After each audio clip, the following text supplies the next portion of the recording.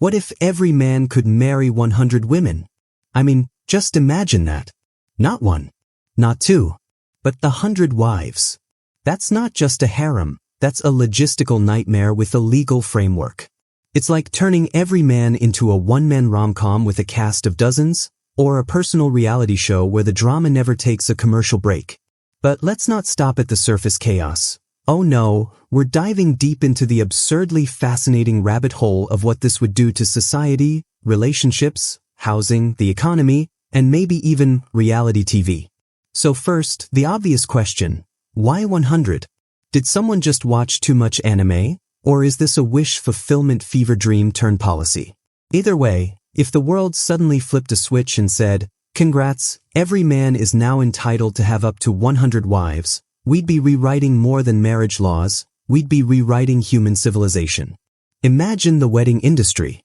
It would instantly become the biggest sector on Earth. Forget tech. Forget oil. The new economic superpower is tool and cake. Wedding planners would have to scale up like NASA. Bridal dress designers would be swamped. Men would need Excel spreadsheets just to remember anniversaries. Happy 43rd anniversary to wife number 27, I think? Oh wait, no, that's tomorrow. Today is wife number 14's birthday dinner/book club meets Taylor Swift themed karaoke night. Absolute chaos. But that's just the logistics. Let's get into demographics. There are roughly equal numbers of men and women on Earth, give or take. So if every man is marrying 100 women, where exactly are these women coming from? The math starts short-circuiting pretty fast. Unless we're cloning brides in a lab, this hypothetical would lead to massive imbalances. Either women would be stuck in a bizarre polygamous lottery system, or men would be locked in intense competition to qualify for their 100, which suddenly starts to sound more like Pokemon than matrimony, gotta wed 'em all. And think about the psychological toll. Relationships are already hard enough with one partner. Now imagine juggling feelings, expectations, jealousy, and dinner reservations times 100. Even the most emotionally intelligent human would be crying into their fourth couple's therapy appointment of the day. Love, in this world, becomes industrialized. Romantic gestures become like group announcements. Attention wives 18 through 43, I love you all very much. Please check your shared calendar for quality time slots. And then there's the housing issue. You're not fitting 100 spouses into a studio apartment. You're gonna need a complex. No, scratch that, you're gonna need an entire zip code.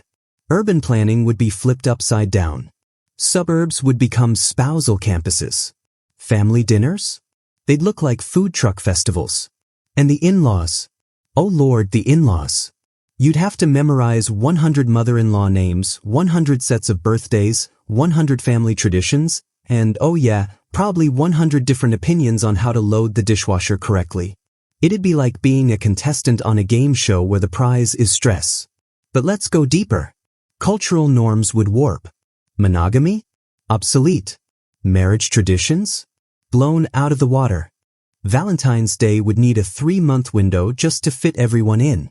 Society would have to restructure around hyper-multi-partner dynamics. Apps would pop up, Wife Organizer Pro, keep your relationships balanced and your arguments minimal. TV dramas would explore the intense rivalries between wife clusters. You'd get shows like The Bachelor, Galactic Edition. And education? Kids from these mega families would start showing up to school with last names that require footnotes. Hi, I'm Max.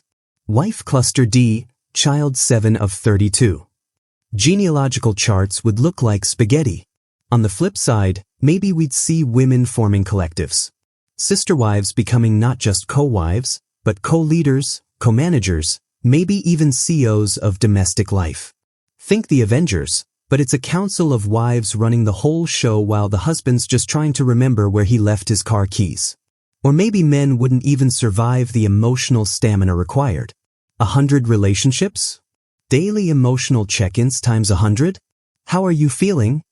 How are you feeling? Repeat, repeat, repeat. Some men might just tap out. Or create super advanced AI assistants just to handle the interpersonal load. Alexa, remind me what Karen number 8 was upset about yesterday. Long term, this could reshape power structures. With men hoarding wives, some men would inevitably get left out, and resentment would build. Social tension would rise. New movements would form. It's the return of the Marriage Redistribution Act. Protests would erupt. Chants like "one wife, one vote," or "poly-inequality must fall," would echo through the streets. Philosophers would debate whether love, spread so thin, still counts as love. Religious institutions would splinter. Marriage licenses would need to be printed like parking permits.